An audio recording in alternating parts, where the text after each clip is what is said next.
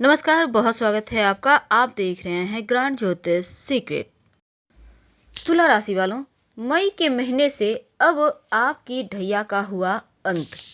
अब जीवन में जब ढैया समाप्त हो चुकी तो क्या होगा बड़ा बदलाव, कैसे आप अपने इस मई के महीने को बेहतर बनाएं और ग्रहों की चाल क्या कहती, चलिए जानते हैं विस्तार से। तो सबसे पहली बात तो अप्रैल के महीने में राहु, केतु, गुरु और शनिदेव सब राशि पर परिवर्तन कर चुके हैं। तो ऐसे में जब इस मई के महीने में आपकी ढैया समाप्त होगी तो क्या होने वाला है, देखिए केतु आपके लग्न में बैठे हैं तुला राशि के, शनिदेव मंगल आपके पंचम भाव में रहेंगे और शुक्र गुरु आपके छठे भाव रोग चोट ऋण कर्जे शत्रु भाव में है।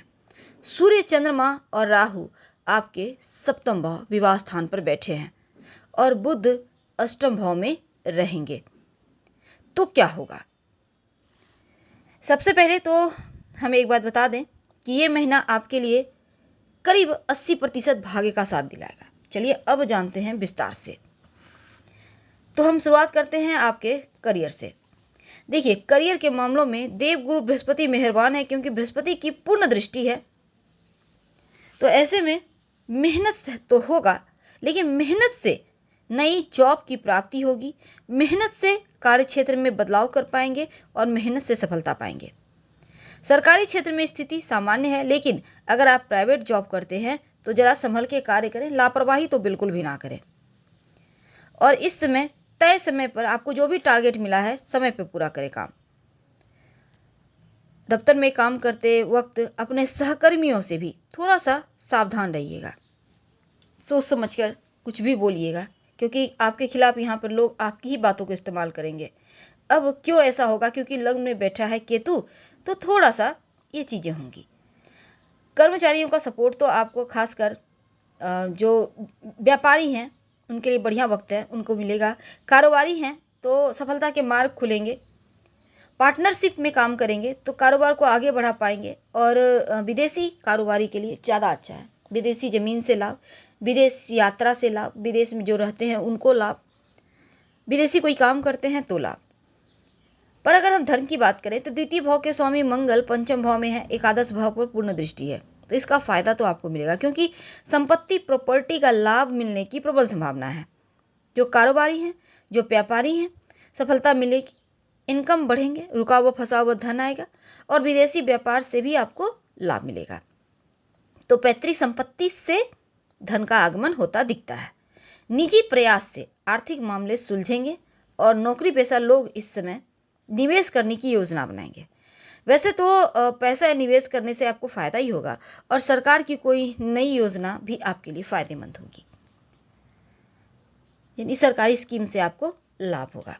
तो धन, मकान, संपत्ति, प्रॉपर्टी प्राप्ति के योग हैं और संतान से सपोर्ट मिलेगा, संतान से सहयोग मिलेगा, संतान के द्वारा आपका मान सम्मान बढ़ेगा।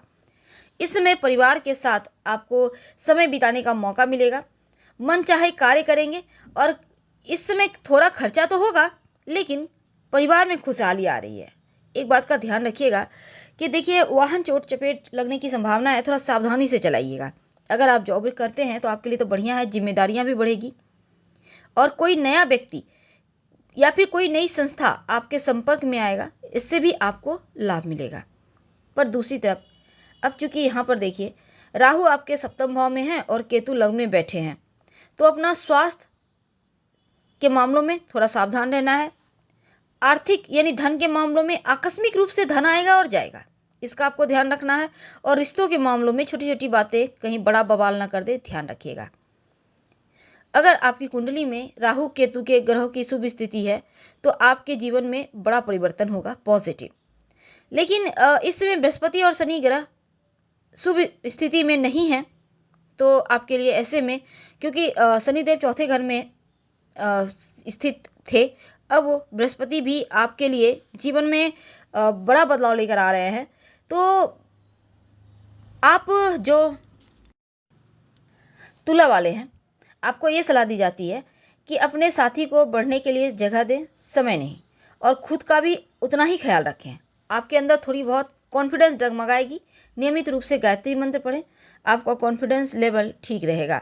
जानते हैं आपके स्वास्थ्य के बारे में, देखिए स्वास्थ्य तो अच्छा है क्योंकि छठे भाव में बृहस्पति शुक्र की स्थिति होने से बड़ा परेशानी भी दूर होगा, शरीर में चुस्ती फुर्ती रहेगी।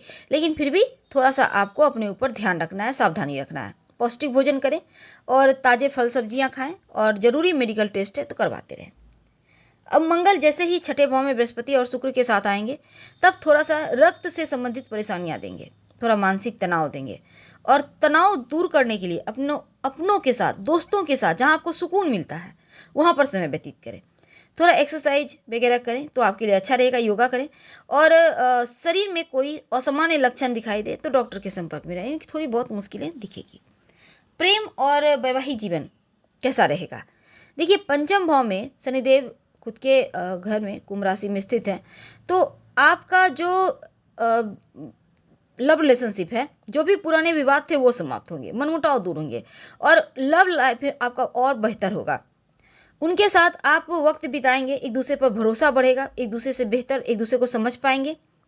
इस वक्त हो सकता है उनसे विवाह करने की आप चाहें, तो हालांकि घर परिवार के लोग हो सकता है उनको मनाना थोड़ी चुनौती हो, लेकिन अपने प्यार पर आप भरोसा बनाए रखें। और जो लोग वैवाहिक जीवन में हैं थोड़ा सा यहाँ पर आपको ध्यान रखना है क्योंकि सप्तम भाव में राहु आ चुका है और पूर्ण स्थिति यहाँ पर राहु का होने से दाम्पत्य जीवन में थोड़े मतभेद करवाएगा, थोड़ी परेशानियां देगा। और पारिवारिक कारण से याद रखिए, पारिवारिक यानी आपके जो रिलेटिव्स हैं उनके कारण आप पति पत्नी के बीच परेशानियां होगी, दीवारें खड़ी होगी। ससुराल पक्ष का हस्तक्षेप भी आपके घर में मुश्किलों को बढ़ाएगा, तो आप नकारात्मक सोच से बाहर निकलें। वाद विवाद करने से अच्छा है आप शांत रहें और अपने जीवन साथी के बात को समझें, उनको सपोर्ट करें। पारिवारिक जीवन की बात करें अगर, तो देखिए शुरुआत में द्वितीय भाव के स्वामी मंगल पंचम भाव में शनि के साथ हैं, तो भाइयों के बीच छोटे मोटे मतभेद दिखेंगे, परिवार में झगड़े लगड़े हो सकते हैं और बड़े बुजुर्गों की सलाह को आप अगर मानते हैं तो उत्तम है। अगर कोई पुरानी संपत्ति प्रॉपर्टी को लेकर विवाद है तो उसको टालिए मत, बल्कि बैठकर उसको शांतिपूर्वक तरीके से निपटा लीजिए और अपनी वाणी पर, क्रोध पर कंट्रोल रखें। तैस में आकर कुछ भी बोलने से बचे। शनिदेव द्वितीय भाव पर पूर्ण दृष्टि डाले हैं, पारिवारिक जीवन में थोड़े बहुत उतार चढ़ाव, उथल पुथल मचाएंगे। और जो युवा वर्ग है खासकर, उनको थोड़ा सा अपना बिहेव बढ़िया करना होगा। बाहरी आदमी को बिल्कुल भी ना तो घर की बातें सुनाए, ना ही अपने मामलों में हस्तक्षेप करने का इजाजत दें। अपनों के स्वास्थ्य का थोड़ा ख्याल रखिएगा। हालांकि इस समय परिवार की जिम्मेदारियां बढ़ेगी, पर वाणी पर कंट्रोल रखें तो उत्तम है। कटु वचन आपको बड़ा नुकसान करवाएगा, तो मीठा बोले, तोल मोल कर बोले। अब भाई बहनों के साथ मिलकर कोई काम अगर आप महीने की शुरुआत में करते हैं तो उत्तम है।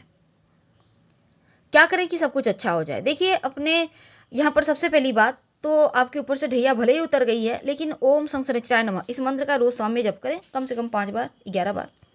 और माँ लक्ष्मी को मनाएं, शुक्र को मनाएं, ओम सुम शुक्राय नमः इस मंत्र का जब रात में सोने के पहले 11 बार जप कर लें और सुबह यानी कि भोर में, आप भोर यानी 4-5 बजे सुबह अगर जप कर पाए तो अति उत्तम। ओम शुक्राय नमः का जप ज़्यादा से ज़्यादा करें, आपके लिए अच्छा रहेगा। कोई भी एक बेला करिएगा। और साथ ही आप जैसे कि शुक्रवार के दिन खट्टी वगैरह चीज़ों का मत खाइएगा। तो हम आपसे विदा लेते हैं। कुल मिलाकर ठीक है, हम फिर मिलेंगे। हर हर महादेव, धन्यवाद।